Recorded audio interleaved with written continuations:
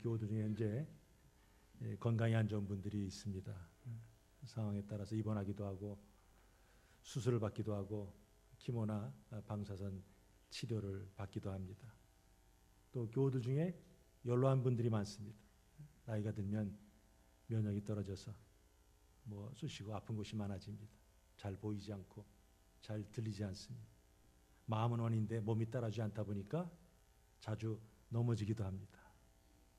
또 업종에 따라서 사업이 잘 되는 분이 있는가 하면 되지 않아서 고민하는 분들이 있습니다.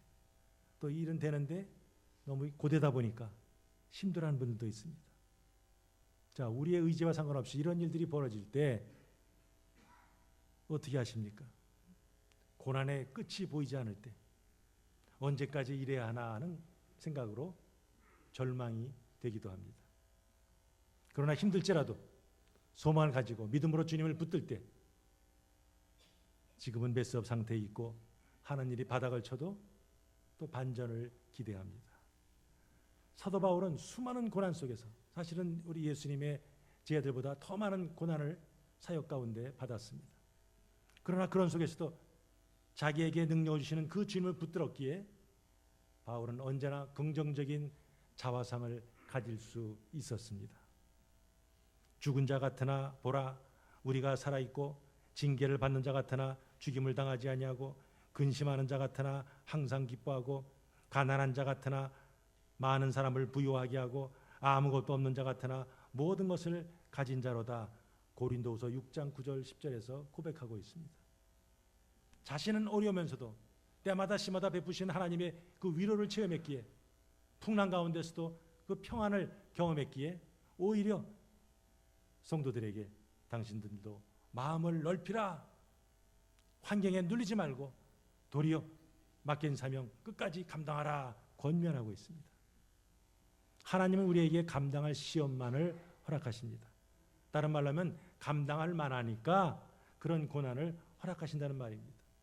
주어진 문제를, 시련을, 스트레스를 믿음으로 풀어나갈 때 우리는 어느새 믿음의 사람으로, 인내의 사람으로, 성숙한 사람으로 빚어집니다. 자, 오늘은 대림절 첫째 주일입니다. 대림이 무엇입니까? 오기를, 기다림 이런 거죠. 그러니까 우리 예수 그리스도 대림절은 예수 그리스도의 탄생을 기념하는 크리스마스 성탄절 4주간을 말합니다. 자, 당연히 오는 것을 기다린다 그러니까 대림절의 핵심 단어는 기다림입니다. 처음 오신 주님은 허물과 죄로 죽은 우리 인생들을 구원하시기 위해서 십자가에서 우리의 모든 죄를 담당하시고 죽으셨어요. 그 죽으신 주님께서 사흘 만에 살아나시고 40일 동안 계시다가 승천하셨습니다. 그래서 하늘 보좌의 우편에 계시다가 이제 오실 때가 있습니다. 그럼 다시 오실 그 주님은 저와 여러분들의 처소를 예비하시고 나서 이제 오시죠. 자, 주님의 재림을 믿습니까? 뭐라고 대답하시겠습니까? 다시 말하면 주님이 지금 오셔도 좋으냐? 물으면 어떻게 대답하시겠습니까? 오시는 것이 좋기는 한데요. 아직 하고 싶은 일도 많고 가고 싶은 데도 많고 지금은 아니라고 그렇게 하실 건가요? 대림절은 소망을 가지고 기다리는 절기입니다. 믿음으로 주님 의지하면서 전심으로 기도할 때 하나님은 하나님의 때에 우리가 구한 것 이상으로 채워주십니다. 왜? 그분은 우리의 기도를 들으신 분이고 우리를 아주 불쌍히 여기시는 분이기 때문에 그렇습니다. 따라서 주님께 소망을 가진 성도들은 아까 우리 장로님 기도하신 것 같이 항상 기뻐 쉬지 말고 기도하고 범사에 감사해야 합니다. 그러나 반면에 그런 소망을 갖지 않은 자들은 환경에 눌리다 보니까 낙심하게 되고 불평하고 원망을 합니다. 자, 오늘 같이 읽으신 이 시편 80편은 아수르에 의해서 북왕국이 멸망당한 후에 살아남은 일부 사람들이 예루살렘으로 피신해서 거기서 하나님께 드리는 기도를 담고 있습니다.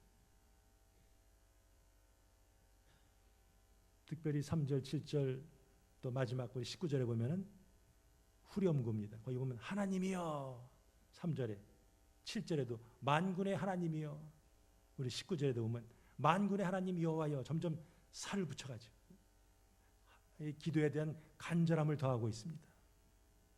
그러면서 빛을 비추소서 우리 1절 마지막 절에도 주의 얼굴빛을 비추소서 하면서 이 시편이 끝납니다. 자, 북쪽에서 살다가 이제 나라 잃은 백성이 되어서 남쪽으로 왔어요. 그 남은 자들이 하나님께 기도하는 거죠. 하나님, 우리가 광야에 우리 조상들이 다닐 때 그때 하나님께서 우리 조상들을 인도하셨습니다. 그때를 회상하면서 그때처럼 지금도 우리에게 하나님의 영광과 은혜의 빛을 비추소서 지금 기도하는 거죠. 자, 그 사람들을 1절에는 요셉이라고 부릅니다. 2절에서는 에브라임, 베냐민, 므낫세라고 합니다. 자, 요셉, 에브라임, 베냐민, 므낫세 뭘 대표합니까? 북쪽 지파를 대표하죠.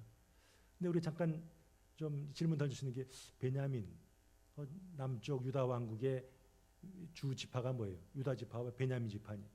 근데 여기서는 베냐민이 북쪽으로 들어갑니다. 자, 이걸 어떻게 설명할 수 있어요? 나라가 솔로몬 이후에 두로 쪼개질 때 베냐민 지파 사람들 중에서 일부는 남왕국 유다에 정착해서 거기서 기업을 받아 살아갑니다. 그러나 대부분은 북쪽 그 왕국에 남아 있었습니다. 그러다 보니까 그냥 베냐민도 북쪽 지파의 한 부류로 오늘 시인이 노래하고 있습니다. 자, 그들이 하나님 어떻게 불러요? 우리 개역성경의 번역에는 요셉을 양떼같이 인도하시는 이스라엘의 목자여 이렇게 나옵니다. 그러나 우리 영어 성경이나 원에 보면 어떻습니까? Hear, 들으소서 이스라엘의 목자여 먼저 나옵니다. 그럼 그 목자가 어떤 사람인데 요셉을 양떼같이 인도하시는 분, 또 그분 어떤 분인데 그룹 사이에 좌정하신 분 이렇게 본문이 나오고 있습니다. 자, 그 호칭들은 뭐예요? 이스라엘의 목자, 요셉을 양떼같이 인도하시고 그룹 사이에 좌정하신 분, 이게 바로 하나님의 강한 능력 가운데서 이스라엘을 출애굽시키시고 그리고 광야를 인도하셨던 그 하나님, 그 하나님을 가리키는 그런 표현이죠.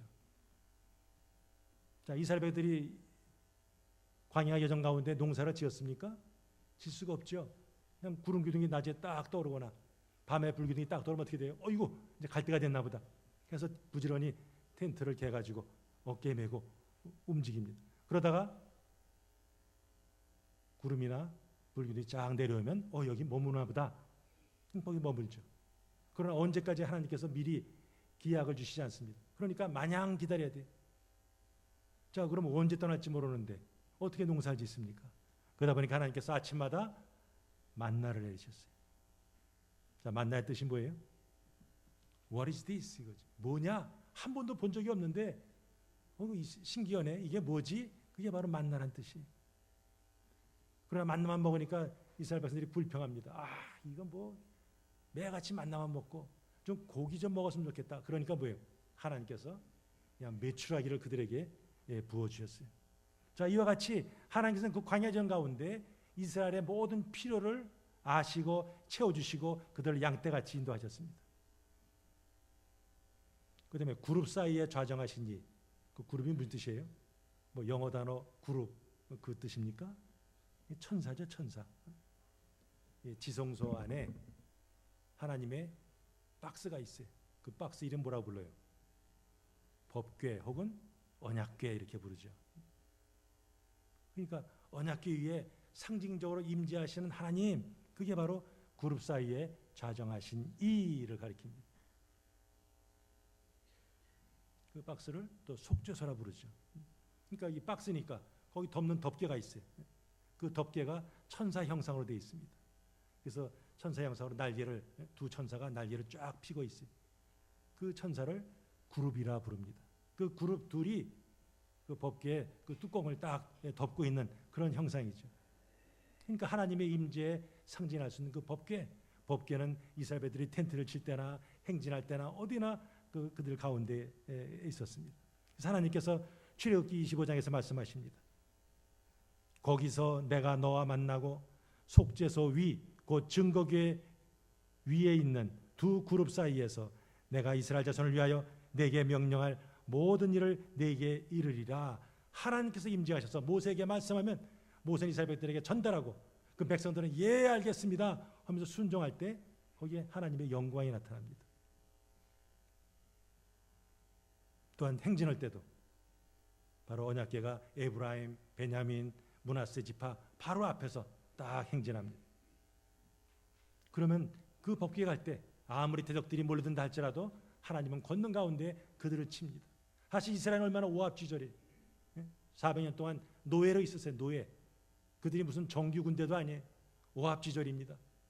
그러나 그들이 수많은 대적을 물릴 수 있었던 것은 그들의 힘이 강해서가 아니라 바로 하나님께서 그들의 사령관이 되시고 그들에게 능력을 행하셨기에 그런 광야 여정을 지낼 수 있었습니다. 이제 그때를 떠올리면서 오늘 이 이스라엘의 남은 자들이 하나님께 기도하는 거죠.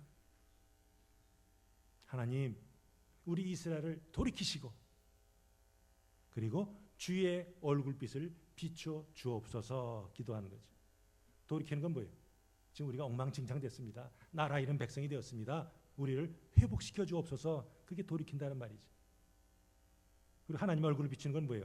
하나님 우리에게 어떤 페이버, 호의를 베푸시고 은총을 베풀어 주옵소서 하는 내용이죠. 자, 하나님이 사람에게 얼굴을 딱 향하신다. 그 말은 뭐예요? 하나님이 영이신데 뭐 하나님이 어떻게 뭐 오른쪽 있고 왼쪽 있습니까? 하나님이 어떻게 돌릴 수가 있어요? 그냥 우리가 알아들 수 있는 말로 하는 거죠. 하나님이 당신의 얼굴을 사람에게 돌린다, 향한다는 말은 뭐예요? 하나님의 은혜가 임한다는 그런 상징적인 표현이죠. 반면에 하나님이 얼굴을 숨기신다는 말은 뭐예요? 이스라엘 백성들이 제대로 신앙생활하지 못했을 때 하나님이 진노하실 때 그때 하나님께서 얼굴을 숨기신다 하는 말이죠. 그러면 아무리 기도해도 하나님의 응답이 임하지 않습니다. 자, 그러니 그 출애굽 때 하나님의 그 역사, 하나님의 영광, 그것을 기억하면서 지금 이 북이스라엘의 남은 자들이 하나님께서 기도하는 거죠. 하나님, 조상들이 부셨던 그 은혜를 우리에게 다시 한번 베풀어 주셔서 이 멸망당한 북왕국의 땅에서 아수의 세력을 몰아내시고 다시 한번 이전의 그 영토와 그리고 백성들을 회복시켜 주옵소서. 지금 간절히 기도하는 내용이. 자, 4절부터 보면 어떻습니까? 하는 그런 탄식이죠. 지금 하나님을 만군의, 우리 4절 보면 만군의 하나님 여호와여 주의 백성의 기도에 대하여 어느 때까지 노하시리까? 하나님, 우리가 이렇게 기도하는데, 열심히 기도하는데 왜 하나님은 기도의 응답은커녕 왜 우리에게 노하십니까? 아, 이럴 수 있으십니까? 하면서 지금 아주 탄식하는 거죠. 그런데 하나님 뭐라고 불러요? 만군의 여호와. 만군이 뭐예요? 모든 군대 이거죠. 모든 군대의 여호와, 인간과 천사를 포함해서 우주의 모든 그 피조물을 다스리는 권세를 가지신 왕으로서 그게 바로 만군이죠. 만군의 여호와께 지금 하나님의 주권으로, 하나님의 능력으로 우리를 건지소서. 지금 이들이 간절히 기도하고 있습니다. 지금 이들이 뭐 먹는다고 그래요? 눈물의 양식을 먹이시며 많은 눈물을 마시게 하셨습니다. 자, 눈물의 양식, 극심한 고통을 이렇게 비유하는 표현이죠. 광야에서 하나님은 우리에게 하늘 양식을 주셔서 아침마다 만나를 주셨는데, 아, 우리가 목이 마르다 할 때 하나님께서 반석을 땅 깨뜨려서 우리에게 풍성하게 물을 주셨는데, 아, 지금은 뭡니까? 지금 우리가 고난을 당하고 있습니다. 고난의 빵, 고난의 물을 지금 먹고 마시고 있습니다. 아, 힘듭니다 하는 거죠. 더구나 나라가 망했어요. 그 나라의 주인이 없어졌어요. 무주공산이죠. 아무나 차지하는 자가 최고예요. 그러니까 사방에서 대적들이 옵니다. 이건 우리 땅, 이건 전 내 거. 대적들이 와서 서로 이스라엘을 차지하려고 자기들끼리 싸우는 거예요. 내가 먼저 왔어, 이건 내 거야, 막 싸우는 거죠. 그 모습을 지켜보는 이스라엘 백성들, 안타까운 몸으로, 그러나 자기들은 힘이 없으니까 그냥 당하는 그런 모습. 더구나 그들이 와서 그냥 뭐 약탈만 하는 게 아니라, 아이고 여호와 하나님 섬긴다더니 뭐 별 볼 일 없네. 이스라엘과 그 하나님까지 욕먹이는 거죠. 그런 모습을 통해서 하나님께 구하는 거예요. 하나님, 여호와 하나님은 만군의 하나님이십니다. 현재 우리의 이 모습을 아시는 주님, 이스라엘에게 구원을, 우리에게 회복을 주시옵소서 구하는 내용이죠. 이게 오늘 본문의 내용입니다. 오늘 여기서 보면 하나님이 빛으로 표현되고 있습니다. 성경에서 빛이 임한다. 그 말은 뭐예요? 우리가 경험할 수 있는 가장 큰 그야말로 소망이요 영광이라 할 수 있어요. 어둠의 땅, 지금 이미 아수르에서 다 유린당했어요. 짓밟혔어요. 그러니까 그 땅은 어둠의 땅이 됐고 절망의 땅이 됐고 혼돈의 땅이 되었어요. 그런데 그 가운데 하나님이여 빛을 비춰달라는 그런 내용이죠. 이 빛과 함께 나오는 단어가 두 단어가 있습니다. 하나는 구원이죠. 구원. 2절에 3절에 7절에 구원에 대해서 빛이 비치면, 하나님의 빛이 비치면 결과적으로 하나님의 구원이 임한다 하는 것이죠. 그와 함께 빛이 비치면 돌이키고 회복시키고 회복이 나타나는 거죠. 그러니까 여기에 오늘 이 시편 80편에 키워드, 핵심 단어가 세 가지가 있죠. 빛, 그 다음에요 구원, 또 하나요 회복. 이것이 오늘 본문의 세 개의 중요한 단어가 되겠습니다. 우리도 마찬가지죠. 우리 살다 보면 심각한 문제, 이럴 때 이거 어떻게 해야 되나, 그런 문제에 부딪힐 때가 있습니다. 너무 어렵다 보니까 도대체 내가 어디로 가야 되나, 무엇을 해야 되나, 어느 비즈니스 해야 되나, 어느 학교 가야 되나, 인생의 방향을 잃어버리고 어둠에 처할 때 모든 것이 산산조각같이 여겨질 때도 있어요. 그때 막 한숨도 푹푹 나오고 정말 고통의 눈물이 나옵니다. 자, 그럴 때 어떻게 되느냐 하는 거죠. 그럴 때 겸손하게 자기 자신을 돌아보면서 진심으로 회개하면서 그분을 전적으로 신뢰하면서 오늘 이 이스라엘의 남은 자들처럼 정말 주님께 호소해야죠. 왜? 하나님만이 우리의 상을 돌이키실 수 있는 유일한 분이시기 때문입니다. 하나님은 우리 인생길을, 그 어둠의 길을 환히 비추시는 분이에요. 우리에게 바른 길을 알려주시고 우리에게 구원을 베푸시는 분입니다. 우리가 그 하나님을 온전히 붙들 때 하나님의 얼굴이 우리를 향하게 되고 우리는 하나님의 그 회복을 경험할 수 있습니다. 오늘 이 시편 80편에만 하나님을 비추어 나타나는 것이 아니에요. 구약이 여러 군데서 나옵니다. 근데 빛이 나올 때는 꼭 하나님의 구원이 같이 나옵니다. 즉 하나님께서 이스라엘 향해서 얼굴을 돌리시기만 하면 하나님의 능력이 그들에게 임하고 그 결과 그들은 하나님의 구원을 받아서 문제들이 해결되는 거죠. 우리 그 민수기 6장 그 뒷부분 24절부터 26절까지를 소위 제사장의 축복 혹은 아론의 축복이라 이렇게 부릅니다. 우리 같이 한번 읽겠습니다. 시작.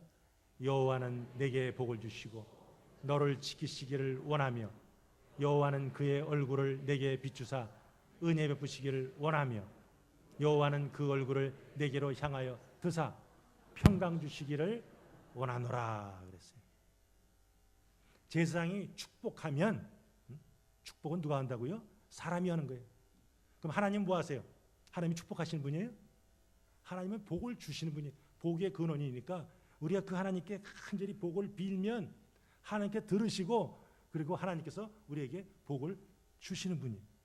분명히 나오죠. 그러니까 하나님께서 얼굴을 누군가에 향한다는 것은 바로 그 사람을 맞아, 너는 제대로 신앙생활 하네, 내가 너 인정한다, 하나님이 그 사람을 인정하고 그와 함께한다는 상징적인 표현, 그것이 하나님이 얼굴을 누군가에게 향하신다는 뜻이죠. 그러니까 하나님의 얼굴을 다시 보게 되는 것이 이스라엘 백들에게는 그야말로 그 회복이에요. 아, 하나님이 우리를 떠나셨는데, 우리가 기도해도 듣지 않으셨는데 이제는 하나님께서 우리에게 고개를 돌리셨구나, 야 이제 우리에게 하나님 위로가 임하였구나 하는 거죠. 그러나 반면에 하나님의 얼굴을 볼 수 없다면 어떻게 됩니까? 하나님이 숨으시면 어떻게 됩니까? 그럼 그것은 저주요 멸망이죠. 그래서 하나님께서는 야 제사장들아, 너희들은 백성들에게 이와 같이 축복하라 하면서 지금 저 귀한 말씀을 주고 계십니다. 그러니까 하나님께서 당신의 얼굴을 비추신다 하는 것은 이건 복을 주신다는 말이죠. 지키신다는 말이죠. 은혜를 베푸신다는 말이고 평강을 주신다는 뜻입니다. 자, 우리 시편 우리 31편에도 보면 하나님을 빛으로 표현합니다. 시작. 주의 얼굴을 주의 종에게 비추시고 주의 사랑하심으로 나를 구원하소서. 시편 67편에도 보면 하나님은 우리에게 은혜를 베푸사 복을 주시고 그의 얼굴빛을 우리에게 비추사 합니다. 그러니까 하나님께서는 그 백성들의 기도를 지금도 뭐예요? 듣고 계세요. 뭐라고 기도하나 들으세요. 들으시고 하나님께서 고통과 환난 가운데 있는 그 백성들을 건지십니다. 모든 원수와 질병과 죄로부터 구원하십니다. 그러니 오늘 이 이스라엘 남은 자들이 그거를 기억하면서 지금 하나님께 매달린 거죠. 광야에서 하나님께서 우리 조상들에게 하나님의 영광을 보여주신 것처럼 주님 새로운 구원의 역사를 우리에게 일으켜 주옵소서. 그래서 하나님의 영광이 나타나기를 원합니다. 지금 우리는 바닥에 있습니다. 그러나 우리 건져주시고 우리에게 평강을 주시옵소서 지금 기도하는 거죠. 자, 구약에서 하나님이 빛으로 표현됐어요. 그리고 신약에서는 어떻습니까? 신약에서 우리 예수 그리스도도 빛으로 표현이 됐어요. 자, 2000년 전 팔레스타인 지방 베들레헴에서 우리 예수님께서 탄생하셨어요. 자, 그 밤에 우리 누가복음 2장 보면 들에서 양치던 목자들이 그 빛을 보고 뭐예요? 놀랐어요. 우와, 신기하다. 그 빛을 보기 위해서 동방에서 박사들이 몇 달을 걸려서 먼 길을 떠나와서 또 아기 예수를 보게 됐죠. 바로 빛의 비추임으로 묘사된 하나님의 오심, 그것이 복음서에서는 예수 그리스도를 가리킵니다. 시몬이라는 할아버지가 있어요. 평생을 메시아에 대한 소망을 가지고 살았던 할아버지입니다. 내가 메시아를 보기까지는 나는 안 죽는다. 그런 감동이 있었습니다. 그가 날마다 성전에 가서 기도합니다. 그 하루는 우리 아기 예수가 할례받기 위해서 성전에 요셉 마리아의 품에 안겨서 들어오는 것을 봤어요. 그때 그 감동 가운데 바로 첫 아기가 메시아라 하는 것을 그가 깨닫게 됩니다. 그래서 그 아기를 안고 하나님께 간절히 기도하죠. 우리 같이 한번 읽습니다. 시작. 내 눈이 주의 구원을 보았사오니 이는 만민 앞에 예비하신 것이요 이방을 비추는 빛이요 주의 백성 이스라엘의 영광이니이다. 예수님을 하나님의 영광과 연결시킵니다. 예수님은 백성들에게 영광을 가져다 주시는 분이라 고백하고 있어요. 저 고백을 한 후 주제요, 즉 따르면 하나님 이제 나를 낳아주시는군요. 감사합니다. 그가 그렇게 고백을 하고 있습니다. 자, 사도행전에서도 구약과 같이 빛과 구원을 연결시킵니다. 우리 한번 사도행전 13장 읽습니다. 시작. 내가 너를 이방의 빛으로 삼아 너로 땅끝까지 구원하게 하리라. 사도행전 26장도 한번 읽습니다. 없나요? 네, 같이 시작. 그 빛을 뜨게 하여 어둠에서 빛으로 사탄의 권세에서 하나님께로 돌아오게 하고 죄의 사함과 나를 믿어 거룩하게 된 무리 가운데서 기업을 얻게 하리라. 바울은 하나님의 은혜 가운데서 전에는 교회의 핍박자였으나 이제는 주의 몸된 교회에서 아주 헌신한 자가 되었어요. 그가 지금 고백하는 거죠. 이방인의 눈을 뜨게 해서 어두움에서 빛으로 나오게 하고 사단의 권세를 깨뜨리고 하나님께로 돌아오게 하고 예수님 믿고 거룩하게 된 그 무리, 그 무리 가운데서 하나님께서는 그들에게 기업을 주게 할 것이라 하면서 그런 하나님을 높이고 있습니다. 자, 바로 거기서 뭐예요? 어두움에서 빛으로. 이분이 누구냐? 바로 예수님이 하신 것이고 우리는 그분의 사명을 받아서 일하는 일꾼이라 하는 거죠. 말라기 이후로 등장한 하나님의 선지자가 바로 세례자 요한입니다. 400년 만에 하나님의 음성이 들렸어요. 엘리야같이 옷을 입고 엘리야같이 먹는 것을 보면서 이야, 저 사람이야말로 하나님이 보낸 사람이구나. 혹시 저 사람이 메시아는 아닐까? 많은 사람들이 생각했습니다. 그때 세례자 요한이 그 입만 다물고 있어도 사람들이 자기를 메시아로 생각할 수도 있었어요. 그러나 메시아는 자기의 위치를 아는 사람이에요. 설 자리를 아는 사람이에요. 그는 항상 그의 사역 가운데서 예수님만을 가리킨 사람이에요. 나는 짝퉁이야, 짝퉁. 진짜가 아니야, 이거죠. 참빛이신 예수 그리스도를 증거하기 위해서 나는 잠깐 비치는 빛에 불과하다. 예수님이야말로 참빛이시고 예수님이야말로 참 생명이라. 그렇게 요한복음 1장 9절에서 고백하고 있습니다. 자, 그러면 다른 사람들 다 예수님에 대해서 말하는데 예수님은 당신에 대해서 뭐라고 말씀하십니까? 그게 요한복음 8장이죠. 시작. 나는 세상의 빛이니 생명의 빛을 얻으리라. 바로 예수님의 본성이 빛이에요. 빛. 어둠과 대비되는 거죠. 죄악에 어두워진 영혼은 뭐가 분별을 못해요. 진리를 분간하지 못하고 좌로나오나 치우치고 방황합니다. 그러나 세상에 빛으로 오신 예수님 앞에서 그 어둠에 물러가게 돼 있어요.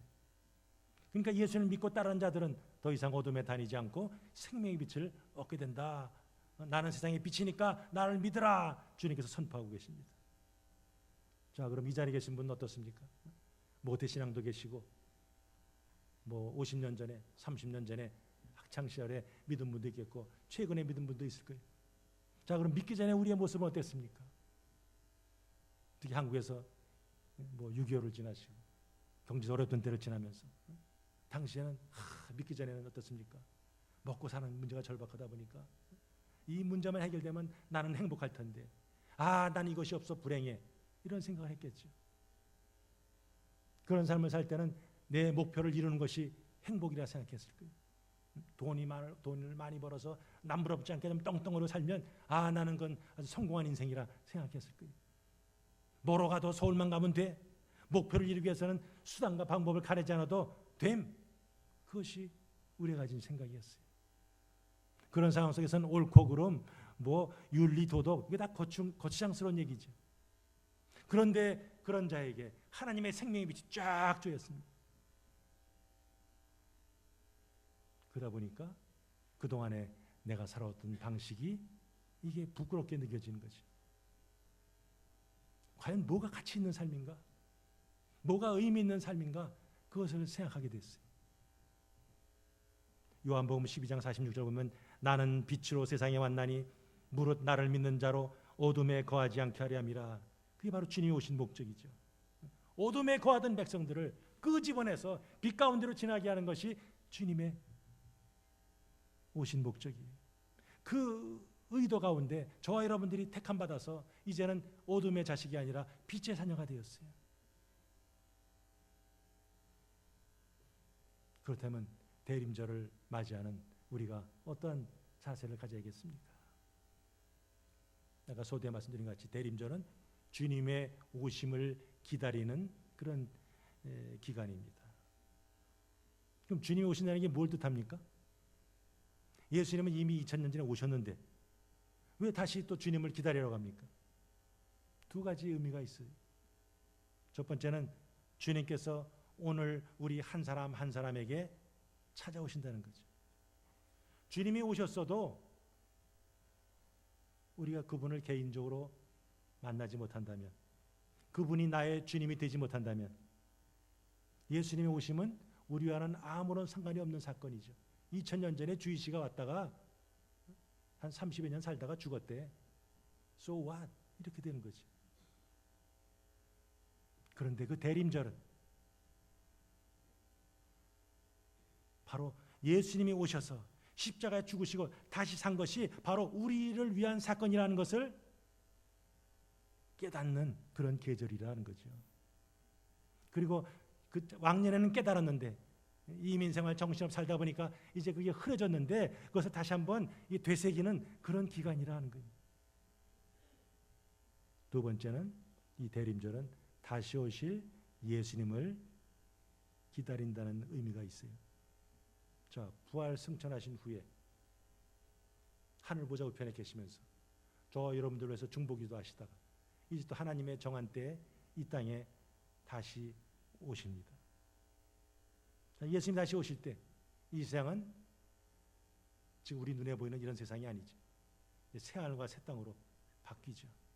그리고 우리의 몸, 쭈글쭈글해지고 병들고 상해지는 이런 몸이 아니라 우린 주님과 같이 부활의 몸으로 바뀌어서 우리는 영생을 누리게 됩니다. 그때에는 다시는 사망이 없고 뭐 애통한 것이나 곡한 것이나 아픈 것이 다시 있지 않다 합니다. 계시록 21장 4절의 말씀이죠. 그때부터 우리는 하나님과 영원히 그리고 온전하게 교제하는 삶을 살게 됩니다. 그런 점에서 이 대림절은 소망을, 종말을 아주 바라보는 그런 기간이죠. 예수님을 갈망하는 그런 계절입니다. 자, 대림절에 촛불 켰어요. 원래 촛불 첫 주에는 뭐 보라색으로 켜라 뭐 이래야 되는데 뭐 다른 뭐 그거보다도 하여튼 그냥 켰습니다. 자, 이 촛불을 켜는 게 무슨 의미가 있어요? 자, 촛불 시간이 지나면 어떻게 되죠? 초가 사그러집니다. 우리 인생이 시간이 지나면 뭐 사람에 따라 차이는 있지만 결국 사그라지게 돼 있어요. 죽음이 가까워지는 거죠. 그럴 때 이 죽음을 기억하면서 이 죽음의 문제를 온전히 해결할 수 있는 분, 우리의 삶의 참 빛이 되실 분이 누구냐? 예수님밖에 없음. 그것을 확인하는 거죠. 지금 오늘 이 시편 80편의 이 저자들, 이거 쓴 사람들 어떤 사람들이 이스라엘이 번영하고 강성할 때 그때는 하나님을 잊고 살았어요. 뭐 기도하지 않아도 뭐 안식일 날 뭐 제대로 안 지켜도 뭐 아무 일 없는데 우리 잘 살고 있는데 하나님을 깜빡 잊었어요. 그러다 하나님의 진노 속에서 나라가 망하고 삶이 무너지고 고난과 박해가 임했을 때 그때서야 아이쿠 잘못했습니다 하면서 지금 하나님을 다시 찾는 거죠. 2600년 전이나 지금이나 뭐 다를 바 없죠. 예수님 때는 어떻습니까? 예수님이 이 땅에 처음 오셨을 때 그때도 세상은 어두웠어요. 여전히 자기 소견에 좋은 대로 사람들이 행했어요. 근데 빛 대신 그 예수 그리스도로 말미암아 그 어두웠던 땅에 이제는 생명이 넘치는 땅으로 바뀌게 되었어요. 외로움과 절망 속에서 신음하던 그 가난한 백성들에게 구원의 길이 열렸어요. 자, 우리 마태복음 4장 16절 같이 읽겠습니다. 시작. 흑암에 앉은 백성이 큰 빛을 보았고 사망의 땅과 그늘에 앉은 자들에게 빛이 비추었도다 하였느니라. 주님이 오심으로 아픔과 갈등과 문제들이 바뀌어서 하나님의 은혜를 경험하게 되었어요. 그래서 이사야 선지자는 700년 후에 메시아가 오실 때 어떤 일이 벌어질 것인가 하는 것을 예언하고 있습니다. 자, 우리 이사야 30장 26절 시작. 여호와께서 자기 백성의 상처를 싸매시며 그들의 맞은 자리를 고치시는 날에는 달빛은 햇빛 같겠고 햇빛은 7배가 되어 7날의 빛과 같으리라. 7배면 아주 완전하다는 거죠. 완전한 하나님의 은총의 빛이 쫙 쬐면서 이제는 이 백성들이 주님을 알게 되고 주님을 믿게 되고 그 결과 그 모든 하였던 상처들이 말끔히 치유될 것이라. 하나님의 구원과 치유의 능력이 충만해지다 보니까 모든 사람들에게 부족함이 없는 그런 혜택이 임할 것이라 하는 거죠. 그것 때문에 저와 여러분도 마찬가지죠. 우리는 주님의 그 비추심을 사모해야 합니다. 다시 오시는 주님을 간절히 구해야 합니다. 그분이 다시 오실 때 이제 새로운 세상이 드러나죠. 그곳에서는 애통하는 자가 복이 있고 핍박을 받은 자도 복이 있을 겁니다. 이 세상의 모든 수고와 그리고 고생이 끝이 납니다.